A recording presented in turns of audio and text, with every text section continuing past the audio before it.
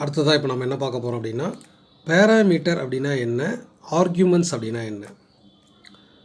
Parameters are the variable in a function definition and arguments are the values which are passed to a function definition. இது ஒரு எக்ஸாம்பிளாக நம்ம பார்ப்போம். இப்போ already நம்ம C++ நம்ம 11th படிச்சிருக்கோங்கிறதுனால அது உங்களுக்கு டக்குன்னு புரியும். அதனால் நான் என்ன பண்ணுறேன் அப்படின்னா C++ உடைய கான்செப்ட் படி உங்களுக்கு நான் சொல்கிறேன். வாய்டுங்கிறது டேட்டா டைப், இப்போ டோட்டல் அப்படிங்கிறது ஃபங்க்ஷன். இதில் நான் என்ன பண்ணுறேன் அப்படின்னு பார்த்தீங்கன்னா இன்டீஜர் ஏ அப்படின்னு சொல்லிட்டு ஒரு பேராமீட்டர் கொடுக்குறேன். ஸோ இப்போ இந்த ஏவை தான் நம்ம என்னென்னு சொல்கிறோம் அப்படின்னா பேராமீட்டர் அப்படின்னு சொல்லிடுறோம். சரிங்களா? இப்போ அடுத்தது என்ன பண்ணுறோம் அப்படின்னா ஃபங்க்ஷன் அப்படிங்கிறது ஆட்டோமேட்டிக்காக ஒர்க் ஆகாது, அதை நம்ம கால் பண்ணணும். எப்படி கால் பண்ணுவீங்க? ஃபங்க்ஷன் நேம் என்ன? டோட்டல். ஸோ அது ஆர்குமெண்ட்டாக நான் என்ன பாஸ் பண்ணுறேன்னா 10 அப்படிங்கிற வேல்யூவை நான் பாஸ் பண்ணுறேன். ஸோ பாருங்கள், இந்த இடத்துல வாய்டு அப்படிங்கிறது டேட்டா டைப்பு, டோட்டல் அப்படிங்கிறது தான் ஃபங்க்ஷன் நேம். இந்த இடத்துல இன்டீஜர் ஏன்னு கொடுத்துருக்கோம் பார்த்தீங்களா? இந்த ஏவை தான் இப்போ என்னென்னு சொல்கிறாங்க அப்படின்னா பேராமீட்டர். ஸோ பேராமீட்டர் அப்படின்னா என்ன? Function definition. இதை ஃபங்க்ஷன் டெஃபினிஷன் அப்படின்னு சொல்லலாம். ஸோ பாருங்கள், இதிலேருந்து ஸ்டார்ட் பண்ணி இது வரலையும் இதெல்லாம் ஃபங்க்ஷன் டெஃபினிஷன். அப்போ ஃபங்க்ஷன் டெஃபினிஷனில் இருக்கக்கூடிய ஒரு வேரியபிள் ஏ, அதை தான் நம்ம பேராமீட்டர்னு சொல்கிறோம். அப்போ ஆர்குமெண்ட்ஸ் அப்படின்னா என்னன்னு பார்த்தீங்கன்னா, இந்த டோட்டல் அப்படிங்கிற ஃபங்க்ஷனை கால் பண்ணுற இது காலிங் பார்ட், இல்லை காலிங் ஸ்டேட்மெண்ட். இந்த காலிங் பார்ட்லேருந்து இந்த ஃபங்க்ஷனை கால் பண்ணுறேன். 10 அப்படிங்கிற வேல்யூவை நான் வந்து ஏவுக்கு ஆர்குமெண்ட்டாக பாஸ் பண்ணுறேன். ஸோ அப்போ இந்த 10 இருக்குது பார்த்தீங்களா, இதை தான் நம்ம ஆர்குமெண்ட்ஸ்னு சொல்கிறோம். இந்த ஏவை என்னென்னு சொல்கிறோம் அப்படின்னா பேராமீட்டர் அப்படின்னு சொல்கிறோம். அப்போ பேராமீட்டர் அப்படிங்கிறது வேரியபிள். அந்த வேரியபிளுக்கு காலிங் பார்ட்டில் நீங்கள் என்ன வேல்யூ கொடுக்குறீங்களோ அதை நம்ம என்னென்னு சொல்கிறோன்னா ஆர்குமெண்ட் அப்படின்னு சொல்லிடுறோம். ஸோ இப்போ ஓரளவுக்கு உங்களுக்கு புரியும்னு நினைக்கிறேன். ஸோ இப்போ தியரட்டிக்கலாக பார்க்கலாம். ஸோ நம்மளுடைய அல்காரிதத்தின் படி பேராமீட்டரை நம்ம 2 டைப்ஸாக கிளாஸிஃபிகேஷன் பண்ணுறோம். ஃபஸ்ட்டு டைப் வந்து பார்த்திங்கன்னா பேராமீட்டர் வித்தவுட் டைப், செகண்ட் வந்து பார்த்திங்கன்னா பேராமீட்டர் வித் டைப். இது என்ன sir parameter without type, parameter with type அப்படின்னா என்னென்னு பார்த்தீங்கன்னா, இப்போ இங்கே வாய்டு டோட்டல் இன்டீஜர் ஏன்னு கொடுத்துருக்கேன். இன்டீஜர் அப்படிங்கிறது டேட்டா டைப். ஸோ டேட்டா டைப்பை சொல்லி நான் என்ன பண்ணியிருக்கேன் அப்படின்னா இங்கே ஏன்னு கொடுத்துருக்கேன். C++ல் நீங்கள் வந்து பேராமீட்டராக ஒரு வேரியபிள் கொடுக்கணுன்னா டேட்டா டைப் வேணும் கம்பல்சரி. சரி, இப்போ இந்த 10ங்கிறது என்ன ஆகும்னா இந்த ஏவில் போய்ட்டு உங்களுக்கு ஸ்டோர் ஆகும். இப்போ இந்த ஏவை நான் என்னென்னு சொல்கிறேன் அப்படின்னா பேராமீட்டர் வித் டைப் அப்படின்னு சொல்கிறேன். வித் டைப்புன்னு சொல்கிறதுக்கு ரீசன் டேட்டா டைப். டேட்டா டைப்போடு தான் இந்த ஏங்கிறது இருக்குது. சப்போஸ் இதுவே இப்போ நான் என்ன பண்ணுறேன் அப்படின்னு பார்த்தீங்கன்னா இந்த இடத்துல இன்டீஜரை டெலீட் பண்ணிடுறேன். இப்போ ஏன்னு மட்டும்தான் இருக்குது. ஸோ ஒரு சில லாங்குவேஜில் நம்ம பேராமீட்டருக்கு டேட்டா டைப்பை சொல்லணும், ஒரு சில லாங்குவேஜில் சொல்ல தேவையில்லை. இப்போ பைத்தானில் வந்து பார்த்திங்க அப்படின்னா நீங்கள் பேராமீட்டருக்கு டேட்டா டைப் சொல்ல தேவையில்லை, ஆட்டோமேட்டிக்காக அதுவே எடுத்துக்கும். எப்படி சார் எடுத்துக்கும் அப்படின்னு பார்த்தீங்கன்னா, இப்போது 10 அப்படிங்கிறது இன்டீஜர் வேல்யூ. இந்த 10 தான் நான் ஏவில் கொண்டு போய் ஸ்டோர் பண்ணுறேன். இப்போ கம்ப்யூட்டர் இந்த ஏவை என்னவாக எடுத்துக்கும் அப்படின்னா இன்டீஜராக எடுத்துக்கும். அதே மாதிரி இந்த இடத்துல நீங்கள் 10க்கு பதிலாக இப்போ நீங்கள் வந்து 10.2ன்னு கொடுக்குறீங்கன்னு வச்சுக்கோங்களேன், ஒரு ஃப்ளோட் வேல்யூ நீங்கள் இந்த இடத்துல ஆர்குமெண்ட்டாக பாஸ் பண்ணுறீங்க. அப்போ இந்த 10.2 எவ்வளோ போய் ஸ்டோர் ஆகும்? இப்போ ஏவை பைத்தான் என்னவா கன்சிடர் பண்ணிக்கும் அப்படின்னா ஃப்ளோட்டாக கன்சிடர் பண்ணிக்கும். இப்போ ஒரு சில லாங்குவேஜில் நம்ம டேட்டா டைப்பை சொல்ல தேவையில்லை, ஒரு சில லாங்குவேஜில் நம்ம டேட்டா டைப்பை சொல்லணும். இப்போ இந்த இடத்துல நான் இன்ட்டு ஏன்லாம் கொடுக்கல, வெறும் ஏன் மட்டும்தான் பேராமீட்டர் கொடுத்துருக்கேன். ஸோ அப்போது இது என்னென்னு சொல்கிறோம் அப்படின்னா பேராமீட்டர் வித்தவுட் டைப்புன்னு சொல்கிறோம். இதுவே இந்த இடத்துல நீங்கள் ஏவுக்கு பிஃபோராக நீங்கள் இன்டீஜர் கொடுத்துட்டீங்க அப்படின்னா, ஸோ இப்போ இந்த ஏவை நம்ம பேராமீட்டர் வித் டைப் அப்படின்னு சொல்கிறோம். சரிங்களா? டேட்டா டைப்பை சொல்லி வேரியபிள் நேமை சொன்னால் parameter with type. Data type இல்லாமல் ஏன் வேரியபிள் நேம் மட்டும் இருந்ததுன்னா பேராமீட்டர் வித்தவுட் டைப். சரிங்களா? இப்போ அது அல்காரிதத்தில் நம்ம என்னென்னு பார்ப்போம். So parameter without type. Let us see an example of function definition. சரி, இப்போ இதை பார்க்கணும் நீங்கள். இதுதான் அல்காரிதத்தின் படி ஒரு ஃபங்க்ஷன். இதுதான் ஃபங்க்ஷன் அல்காரிதத்தின் படி. ஸோ இது எந்த லாங்குவேஜும் கிடையாது, இது C++ கிடையாது, இது பைத்தானும் கிடையாது. ஜஸ்ட் அல்காரிதத்தில் ஒரு ஃபங்க்ஷன் இப்படி தான் நம்ம வந்து ரெப்ரசன்ட் பண்ணணும், இப்படி தான் எழுதணும். சரி, முதல்ல அல்காரிதம் கான்செப்ட் படி ஒரு ஃபங்க்ஷன் க்ரியேட் பண்ணுறதா இருந்தால் முதல்ல நமக்கு என்ன கீவேர்டு வரணும்னா லெட்டுங்கிற கீவேர்டு வரணும். இந்த REC அப்படிங்கிறது எதை இண்டிகேட் பண்ணுது அப்படின்னா ஸோ இந்த ஃபங்க்ஷன் ரெக்ரெஷன் ஃபங்க்ஷன் அப்படிங்கிறத இண்டிகேட் பண்ணுது. ரெக்ரெஷன் ஃபங்க்ஷன் அப்படின்னா என்ன? ஒரு ஃபங்க்ஷன் தன்னைத்தானே கால் பண்ணிக்கும். ஒரு ஃபங்க்ஷனுக்குள்ளேயே அதனுடைய காலிங் பார்ட் இருக்கும். அதை தான் நம்ம ரெக்ரெஷன் ஃபங்க்ஷன் அப்படின்னு சொல்கிறோம். ஸோ பவர் அப்படிங்கிறது அந்த இடத்துல ஃபங்க்ஷன் நேம். இந்த ஏவையும் பியும் நம்ம என்னென்னு சொல்கிறோம் அப்படின்னா பேராமீட்டர் அப்படின்னு சொல்கிறோம். கோலன் ஈக்குவல், அதுக்கப்புறம் இந்த இஃப்லலாம் நம்ம டைப் பண்ணியிருக்கோம். ஸோ இதெல்லாம் என்னென்னா இந்த ஃபங்க்ஷனுடைய டெஃபினிஷன். இந்த ஃபங்க்ஷன் பிளாக்குள்ளே நம்ம டைப் பண்ணியிருக்க கோடு இதெல்லாமே. ஸோ இதை நான் உங்களுக்கு இன்னும் கொஞ்சம் புரிஞ்சுக்கணுன்னா நம்ம மேனுவலாக நம்ம டைப் பண்ணி பார்க்கலாம். இப்போ அல்காரிதத்தில் எப்படி ஒரு ஃபங்க்ஷன் க்ரியேட் பண்ணணும்? ஃபஸ்ட்டு லெட் அப்படிங்கிற கீவேர்டு வரணும், லெட். செகண்டாக ஃபங்க்ஷன் நேம் வரணும், நான் டோட்டல் அப்படின்னு கொடுத்துக்கிறேன். தேர்டாக உங்களுக்கு ஆர்கியூமெண்ட் நேம் வரணும். சரிங்களா? இப்போ நான் ஆர்கியூமெண்ட் நேம் என்ன அப்படின்னு பார்த்தீங்கன்னா தமிழ் அப்படின்னு கொடுத்துட்றேன், கம்மா இங்கிலீஷ் அப்படின்னு கொடுத்துக்கிறேன். ஸோ கோலன் ஈக்குவல், இவ்வளோ தான் ஒரு ஃபங்க்ஷன். இது புரியுதா பாருங்கள்? லெட் அப்படிங்கிறது கீவேர்டு. சரிங்களா? அல்காரிதத்தில் ஒரு ஃபங்க்ஷனை நீங்கள் க்ரியேட் பண்ணணும் அப்படின்னா லெட்டுன்னு கொடுக்கணும். இந்த இடத்துல டோட்டல் அப்படிங்கிறது தான் ஃபங்க்ஷன் நேம். அதில் நான் யூஸ் பண்ணியிருக்க பேராமீட்டர் என்ன அப்படின்னு பார்த்தீங்கன்னா தமிழ் அப்படிங்கிறது இங்கிலீஷ் அப்படிங்கிறது நான் யூஸ் பண்ணியிருக்கிற பேராமீட்டர். இப்போ கோலன் ஈக்குவல் போட்டுட்டு இந்த ஃபங்க்ஷனுக்குள்ளே என்ன கோடிங்லாம் நீங்கள் எழுத போகிறீங்களோ அதெல்லாம் இங்கே டைப் பண்ணலாம். சரிங்களா? இப்போ நான் இதை பார்த்தீங்கன்னா இங்கேயே நான் டைப் பண்ணுறேன். So total equal to Tamil plus English, இவ்வளோ தான் ஒரு ஃபங்க்ஷன். ஸோ இது உங்களுக்கு புரிஞ்சுக்கணுங்கிறதுக்காக நான் என்ன பண்ணுறேன் அப்படின்னா இது நெக்ஸ்ட் லைன் கொண்டு வந்துடுறேன். அவ்வளோதான். ஸோ பாருங்கள், லெட்டுங்கிறது கீவேர்டு, டோட்டலுங்கிறது ஃபங்க்ஷன் நேம், தமிழ் இங்கிலீஷுங்கிறது பேராமீட்டர். இந்த total equal to Tamil plus English அப்படிங்கிறது அந்த ஃபங்க்ஷனுக்குள்ளே நான் எழுதியிருக்கக்கூடிய கோடிங்.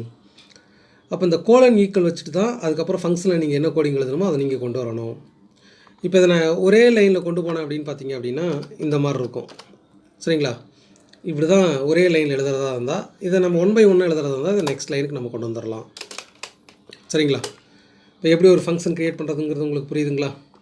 ஸோ அதன்படி தான் இங்கே க்ரியேட் பண்ணியிருக்காங்க. ஸோ லெட் அப்படிங்கிறது ஃபங்க்ஷன் நேம், பவர் அப்படி லெட்டுங்கிறது கீவேர்டு, பவருங்கிறது ஃபங்க்ஷன் நேம், ஏவும் பியும் பேராமீட்டர். இந்த ஏவுக்கும் பிக்கும் பாருங்கள் டேட்டா டைப் இன்டீஜர் ஏ இன்டீஜர் பின்லாம் சொல்லலை. ஸோ அதனால் இது வந்து பார்த்திங்கன்னா parameter without type. So theoretical என்ன சொல்கிறாங்கன்னு பாருங்கள். இந்த above function definition variable b is the parameter and the value which is passed to a variable b is the argument. So இந்த இடத்துல ஒரு எக்ஸாம்பிளுக்கு வந்து பார்த்திங்கன்னா பிங்கிறத பேராமீட்டராகவும் இந்த பிக்கு நீங்கள் 10ன்னு வேல்யூ கொடுத்தீங்க அப்படின்னா அதை அந்த 10ங்கிற வேல்யூவை நம்ம என்ன சொல்கிறோம்னா ஆர்கியூமெண்ட்ஸாகவும் நம்ம சொல்கிறோம்.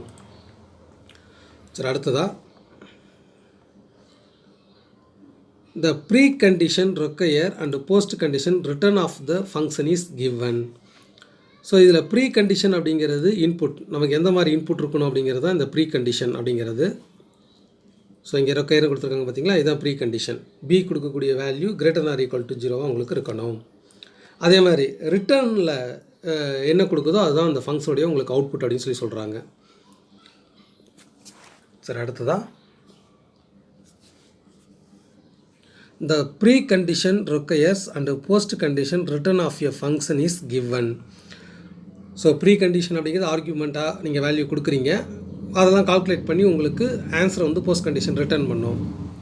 Note we have not mentioned any type அப்படின்னா டேட்டா டைப்.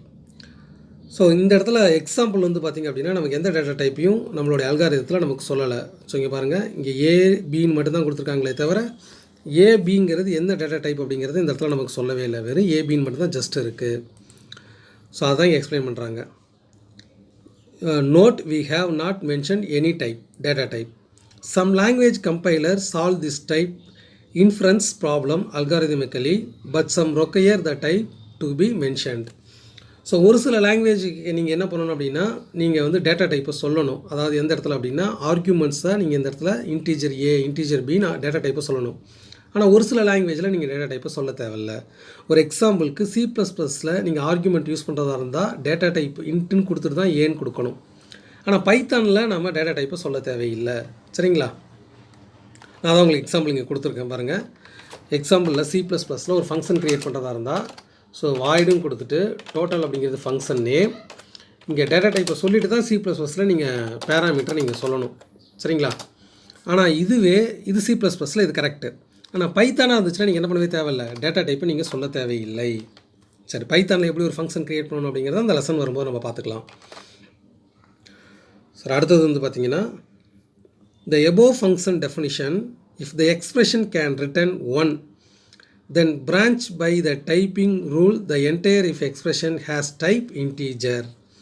ஸோ இந்த அல்காரிதத்தில் நமக்கு இந்த தென் பிரான்ச் அப்படிங்கிறது இந்த 1 தான் தென் பிரான்ச் அப்படின்னு சொல்கிறாங்க.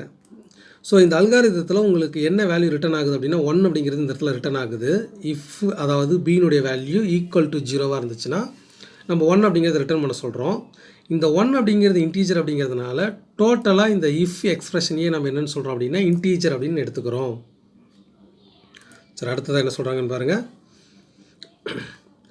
Since the if expression has type int, the function's return type also integer, b is compared to 0 with the equality operator. So b is also type of int. இந்த இடத்துல 1ங்கிற வேல்யூ ரிட்டர்ன் பண்ணுறோம். சரிங்களா, 1ங்கிறது integer value. So அதனால் அந்த function என்ன value return பண்ணுது அப்படின்னா integer value return பண்ணுது அப்படிங்கிறது மீனிங். அதே மாதிரி பியை நம்ம எதோட கம்பேர் பண்ணுறோன்னா 0வோட நம்ம கம்பேர் பண்ணுறோம் இல்லைங்களா. b ஈக்குவல் டு 0 அப்படின்னு தான் நம்ம இந்த இடத்துல கம்பேர் பண்ணுறோம். அப்போ 0ங்கிறது இன்டீஜர் வேல்யூ அப்படிங்கிறதுனால அந்த இன்டீஜர் வேல்யூவோட பியை நீங்கள் கம்பேர் பண்ணுறதுனால பியும் இந்த அல்காரிதம் என்னவா கன்சிடர் பண்ணிக்கன்னா இன்டீஜர் டைப்பாக கன்சிடர் பண்ணிக்கும். Since a is multiplied with another expression using the multiplication operator, a is must be an int. So இந்த இடத்துல வந்து பார்த்திங்க அப்படின்னா ஸோ ஏவை நம்ம என்ன பண்ணுறோம் அப்படின்னா இந்த இடத்துல நம்ம மல்டிப்ளை பண்ணுறோம். அப்போது ஏவை நீங்கள் மல்டிப்ளை பண்ணுறதுனால சரிங்களா இன்டீஜர் வேல்யூவோட மல்டிப்ளை பண்ணுறதுனால ஸோ அப்போ இந்த ஏவையும் நம்ம என்னென்னு சொல்கிறோம் அப்படின்னா இன்டீஜர் வேல்யூன்னு சொல்கிறோம். அப்போ சிம்பிளாக உங்களுக்கு இந்த இடத்துல என்ன சொல்கிறாங்கன்னா ரிட்டர்ன் பண்ணுறது 1ங்கிறது ரிட்டர்ன் பண்ணுறீங்க. ஸோ அதனால் இந்த ஃபங்க்ஷனுடைய ரிட்டர்ன் எக்ஸ்பிரஷன் என்ன அப்படின்னா இன்டீஜர் டேட்டா டைப். பியை 0வோட கம்பேர் பண்ணுறீங்க, 0ங்கிறது இன்டீஜர் டேட்டா டைப். அப்போ பியவும் கம்ப்யூட்டர் என்னவா கன்சிடர் பண்ணிக்கும் அப்படின்னா அதாவது கம்ப்யூட்டர்னு சொல்லக்கூடாது, அல்காரிதத்தில் என்னவா கன்சிடர் பண்ணிக்கணும்னா நீங்கள் வந்து பி இன்டீஜராக கன்சிடர் பண்ணிக்கணும். அதான் இந்த இடத்துல மீனிங் நமக்கு. சரி, அடுத்த டாபிக் வந்து பார்த்திங்க அப்படின்னா பேராமீட்டர் வித் டைப். ஸோ பாருங்கள் இங்கே நமக்கு வந்து பார்த்திங்கன்னா ப்ராக்கெட்டில் பாருங்கள். ஸோ பேராமீட்டர் வந்து ஏ அப்படின்னு சொல்லிட்டு கோலன் கொடுத்து இன்டீஜர்னு கொடுத்துருக்காங்க. அதேமாரி பி அப்படின்னு சொல்லிட்டு கோலன் கொடுத்து இன்டீஜர்னு கொடுத்துருக்காங்க. சரிங்களா. ஸோ இந்த இன்ட் என்ன சார் அப்படின்னா ரிட்டர்ன் டைப் இன்டீஜர். இதை இப்போ நம்ம ஓனாக நம்ம ஒர்க் அவுட் பண்ணி பார்ப்போம். இப்போ அல்காரிதத்தில் எப்படி நம்ம வந்து அல்காரிதம் அப்படிங்கிற டாப்பிக்கை யூஸ் பண்ணி எப்படி வந்து டேட்டா டைப் யூஸ் பண்ணி ஒரு அல்காரிதம் க்ரியேட் பண்ணுறது அப்படிங்கிறது பார்க்கலாம். ஸோ லெட் அப்படிங்கிறது கீவேர்டு வரணும் ஃபஸ்ட்டு, அதுக்கப்புறம் ஃபங்க்ஷன் நேம் வரணும், அதுக்கப்புறம் வந்து பார்த்திங்கன்னா ஆர்குமெண்ட்ஸ் ஏ கோலன் இன்டீஜர் வரணும், அடுத்த ஆர்குமெண்ட்ஸ் என்ன ஸோ பி கோலன் இன்டீஜர் வரணும். சரிங்களா. ஸோ இதுக்கப்புறம் வந்து பார்த்திங்க அப்படின்னா நம்ம என்ன பண்ணிக்கலாம் அப்படின்னா கோலன் ஈக்குவல் டு போட்டுடலாம். ஸோ இப்போது லெட் அப்படிங்கிறது என்ன அப்படின்னு பார்த்தீங்கன்னா ஒரு அல்காரிதத்தில் ஃபங்க்ஷன் க்ரியேட் பண்ணுறதா இருந்தால் லெட்டுங்கிற கீவேர்டு வரணும், டோட்டலுங்கிறது ஃபங்க்ஷன்னு. இந்த டோட்டல் அப்படிங்கிற ஃபங்க்ஷனில் நான் என்ன பண்ணுறேன் அப்படின்னா 2 ஆர்குமெண்ட்ஸ் நான் க்ரியேட் பண்ணுறேன். ஏங்கிறது பிங்கிறது, ஏங்கிற ஆர்குமெண்ட் இன்டீஜர் டேட்டா டைப்புன்னு சொல்லிட்டேன், பிங்கிற ஆர்குமெண்ட்டும் இன்டீஜர் டேட்டா டைப்புன்னு சொல்லிட்டேன். இப்போ இந்த அல்காரிதத்தை நான் என்னென்னு சொல்லலாம் அப்படின்னா இந்த ஃபங்க்ஷனை நான் என்னென்னு சொல்லலாம் அப்படின்னா பேராமீட்டர் வித் டைப் அப்படின்னு சொல்லலாம். ஸோ அதான் கொடுத்துருக்காங்க A into B into. So அதுக்கப்புறம் நீங்கள் இதில் கவனிக்க வேண்டிய ஒரு பாயிண்ட் என்ன அப்படின்னு பார்த்தீங்கன்னா இதில் சார் இங்கே ஒரு இன்ட்டு கொடுத்துருக்காங்க அப்படின்னு பார்த்தீங்கன்னா இது return type. Into colon equal to கொடுத்துருக்காங்க பார்த்தீங்களா, இது ரிட்டர்ன் டைப். அப்போ இந்த ஃபங்க்ஷனை ரிட்டர்ன் பண்ணக்கூடிய வேல்யூ உங்களுக்கு என்னவாக தான் இருக்கும் அப்படின்னா இன்டீஜர் வேல்யூவாக தான் இருக்கும் அப்படிங்கிறத அந்த இடத்துல சொல்லியிருக்காங்க. So when we write the type annotation for a and b, so இந்த இடத்துல annotation அப்படிங்கிறது டைப் annotation அப்படிங்கிறது எதை குறிக்குது அப்படின்னா டேட்டா டைப்பை தான் நமக்கு குறிக்குது. ஸோ இந்த எக்ஸாம்பிள் வந்து பார்த்திங்கன்னா நம்ம டேட்டா டைப்பை என்ன பண்ணியிருக்கோம் அப்படின்னா நம்ம மென்ஷன் பண்ணியிருக்கோம். சரி, இங்கே பேராந்திசிஸில் சொல்லியிருக்காங்க பாருங்கள் இன்ட்டு, இதை தான் நம்ம டைப் அனோட்டேஷன் அப்படின்னு சொல்கிறோம். ஸோ அடுத்த பாயிண்ட் தியரிட்டிக்கல் என்ன சொல்கிறாங்க, ஸோ அனோட்டேஷன் சொல்கிறது மேண்டட்டரிங்கிறாங்க. Generally we can leave out these annotations because it is simpler to let the compiler infer them. So ப்ராக்கெட்குள்ளே நம்ம இன்டீஜர்னு போடுறோம் பார்த்தீங்களா, அந்த ப்ராக்கெட்டை நீங்கள் கொடுக்காம கூட நீங்கள் சில நேரங்களில் விடலாம் அப்படிங்கிறாங்க. அடுத்ததாக there are times we may want to explicitly write down types. This is useful on times when you get a type error from compiler does not make sense. So இந்த டேட்டா டைப் சொல்கிறது ஒரு விதத்தில் வந்து பார்த்திங்க அப்படின்னா எரரை வந்து ஈஸியாக நம்ம ஐடென்டிஃபை பண்ணிடலாம். ஸோ அதுக்காக தான் இது நமக்கு தேவைப்படுது. டேட்டா டைப்பை சொல்கிறோம். டேட்டா டைப்பை சொல்லும்போது உங்களுக்கு இன்டீஜர் டைப் எரர் அப்படின்னா அப்போ இன்டீஜர் டைப் வேரியபிளாக நம்ம ப்ரோக்ராமில் எங்கே யூஸ் பண்ணியிருக்கோம் அப்படிங்கிறத பார்த்து அந்த எரரை ஈஸியாக நம்ம என்ன பண்ணலாம் அப்படின்னா கிளியர் பண்ணிடலாம். Explicitly annotating the types can help with debug such as error message. So error இருக்குது இல்லைங்களா, ப்ரோக்ராமில் எரர் வரும். அந்த எரரை நம்ம ஈஸியாக நம்ம வந்து ரெக்கவரி பண்ணுறதுக்காக நம்ம வந்து டேட்டா டைப்பை சொல்கிறது நல்லதுங்கிறாங்க. ஆனால் ஒரு சில லாங்குவேஜில் நம்ம வந்து பேராமீட்டருக்கு டேட்டா டைப் சொல்கிறோம், ஆனால் ஒரு சில லாங்குவேஜில் டேட்டா டைப் நம்ம சொல்கிறது இல்லை. சரி, அடுத்தது வந்து பார்த்திங்க அப்படின்னா எப்படி ஒரு ஃபங்க்ஷனை நீங்கள் க்ரியேட் பண்ணணும். The syntax to define a function is close to mathematical usage. The definition is introduced by the keyword let. ஒரு ஃபங்க்ஷன் டெஃபினிஷன் ஆரம்பிக்கணும்னா நீங்கள் என்ன கீவேர்டு ஆரம்பிக்கணும், let, followed by a function name and arguments. So லெட்டுங்கிற keyword வரணும், function name வரணும், arguments வரணும்.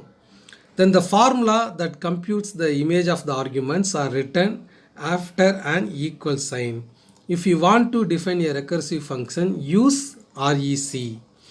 So பார்த்தீங்கன்னா அப்போ ஒரு ஃபங்க்ஷன் எப்படி க்ரியேட் பண்ணணும்னு ஒரு சின்டாக்ஸ் சொல்கிறாங்க. ஃபஸ்ட்டு லெட்டுங்கிற கீவேர்டு வரணும், அப்புறம் ஃபங்க்ஷன் நேம் வரணும், அதுக்கப்புறம் ஆர்குமெண்ட்ஸ் வரணும், அதுக்கப்புறம் கோலன் ஈக்குவல் வரணும், அதுக்கப்புறம் நீங்கள் என்ன டெஃபினேஷன் வேணாலும் எழுதிக்கலாம். ஒரு ஃபங்க்ஷன் ரெக்கரேஷன் ஃபங்க்ஷனாக நீங்கள் கன்வெர்ட் பண்ணணும் அப்படின்னா லெட்டுக்கு அப்புறமா உங்களுக்கு என்ன வரணும்னா REC அப்படிங்கிற ஒரு கீவேர்டு வரணும். சரி, சின்டாக்ஸ் கொடுத்துருக்காங்க. ஸோ லெட் அப்படிங்கிறது கீவேர்டு, RECங்கிறது கீவேர்டு. லெட்டுங்கிற கீவேர்டு என்ன பண்ணுதுன்னா இது இந்த லைனை ஃபங்க்ஷன் அப்படிங்கிறத இண்டிகேட் பண்ணுது. RECங்கிறது இது ரெக்ரெஷன் ஃபங்க்ஷன் அப்படிங்கிறத இண்டிகேட் பண்ணுது. ஸோ FN அப்படிங்கிறது function name, A1 A2 AN அப்படிங்கிறதுலாம் என்னென்னா ஆர்குமெண்ட்ஸ். நான் என்ன வேல்யூ ரிட்டர்ன் பண்ணுறேன் அப்படின்னா K அப்படிங்கிற வேல்யூவை நான் ரிட்டர்ன் பண்ணுறேன். ஸோ இதான் என்னுடைய சின்டாக்ஸ். ஸோ இதான் இதை எக்ஸ்பிளைன் பண்ணியிருக்காங்க. சரிங்களா? ஸோ ரெக்ரெஷன் ஃபங்க்ஷன் அப்படின்னா என்னென்னு எக்ஸ்பிளைன் பண்ணுறாங்க பாருங்கள். A function definition which call itself is called recursive function. ஒரு ஃபங்க்ஷன் தன்னைத்தானே கால் பண்ணிக்குது அப்படின்னா அதை நம்ம ரெக்ரெஷன் ஃபங்க்ஷன் அப்படின்னு சொல்கிறோம். ஸோ ஒரு எக்ஸாம்பிள் பார்க்கலாம். ரெக்ரெஷன் ஃபங்க்ஷன் அப்படின்னா என்னங்கிறது. அல்காரிதத்தில் எப்படி ஒரு ரெக்ரெஷன் ஃபங்க்ஷன் நம்ம க்ரியேட் பண்ணணும் அப்படின்னு பார்த்தீங்கன்னா ஃபஸ்ட்டு லெட்டுங்கிற கீவேர்டு வரணும், அதுக்கப்புறம் RECங்கிற கீவேர்டு வரணும். இந்த RECங்கிற கீவேர்டு தான் ரெக்ரெஷன் ஃபங்க்ஷன் அப்படிங்கிறத இண்டிகேட் பண்ணுது. அதுக்கப்புறம் ஃபங்க்ஷன் நேம் வரணும், அதுக்கப்புறமா ஆர்குமெண்ட்ஸ் வரணும், அதுக்கப்புறம் டெஃபினிஷன் வரணும். சரிங்களா? இது அல்காரிதத்தின் படி ரெக்ரெஷன் ஃபங்க்ஷன் நம்ம க்ரியேட் பண்ணுறோம். இதை C++ படி நம்ம ஒன்று க்ரியேட் பண்ணி பார்க்கலாம். ஃபங்க்ஷன் நேம் வாய்டு, டோட்டல் அப்படிங்கிறது ஃபங்க்ஷன் கொடுத்துறோம். வாய்டுங்கிறது டேட்டா டைப்பு, டோட்டல் அப்படிங்கிறது ஃபங்க்ஷன் நேம். இப்போ நான் என்ன பண்ணுறேன் அப்படின்னு பார்த்தீங்கன்னா இந்த டோட்டல் அப்படிங்கிற ஃபங்க்ஷனை நான் எங்கேருந்து கால் பண்ணுறேன் அப்படின்னு பார்த்தீங்கன்னா ஃபங்க்ஷனுக்குள்ளேருந்தே கால் பண்ணுறேன். ஸோ டோட்டல், அப்போ இதுதான் காலிங் பார்ட். ஸோ இந்த காலிங் பார்ட் என்ன பண்ணும் அப்படின்னா இந்த ஃபங்க்ஷனை கால் பண்ணும், இந்த ஃபங்க்ஷன் ஒர்க் ஆகும். அந்த ஃபங்க்ஷன் பிளாக்குள்ளேயே என்ன இருக்குன்னா எகைன் காலிங் பார்ட் இருக்குது, திரும்பவும் இந்த ஃபங்க்ஷன் கால் ஆகும். அப்போது திரும்பவும் செகண்ட் டைம் இந்த ஃபங்க்ஷன் ஒர்க் ஆகும். இதே மாதிரி ரிப்பீட்டடாக இந்த ஃபங்க்ஷன் உங்களுக்கு என்ன ஆகிட்டே இருக்கும், என்ன ஆகும்னா ஒர்க் ஆகிக்கிட்டே இருக்கும். அப்போ இந்த காலிங் பார்ட்டை வந்து நம்ம ஸ்டாப் பண்ணணும் அப்படின்னா பேஸ் கண்டிஷன், சரிங்களா, இந்த ஃபங்க்ஷனுக்குள்ளே ஒரு பேஸ் கண்டிஷன் கொடுத்து இது ரிப்பீட்டடாக கால் ஆகிறத ஸ்டாப் பண்ணி நம்ம எக்ஸிட் ஆகிற மாதிரி நம்ம ப்ரோக்ராம் எழுதணும். அதை நம்ம அந்த ஃபங்க்ஷன் அப்படிங்கிற டாபிக் வரும்போது நம்ம பார்த்துக்கலாம். அப்போ ரெக்ரெஷன் ஃபங்க்ஷன் அப்படின்னா என்னென்னா ஒரு ஃபங்க்ஷனுடைய டெஃபினேஷன்லேயே அதனுடைய காலிங் பார்ட்டை கொடுத்துட்டிங்கன்னா அதான் ரெக்ரெஷன். இப்படி கொடுத்துட்டிங்கன்னா அந்த ஃபங்க்ஷனுக்குள்ளே இருந்தே அந்த ஃபங்க்ஷன் நம்ம திரும்ப என்ன பண்ணுறோம் அப்படின்னா கால் பண்ணுறோம். ஸோ இதான் ரெக்ரெஷன் ஃபங்க்ஷன். சரி, அடுத்ததாக நம்ம வந்து பார்த்திங்கன்னா தியரிட்டிக்கலாக நமக்கு என்ன சொல்கிறாங்கங்கிறது பார்க்கலாம்.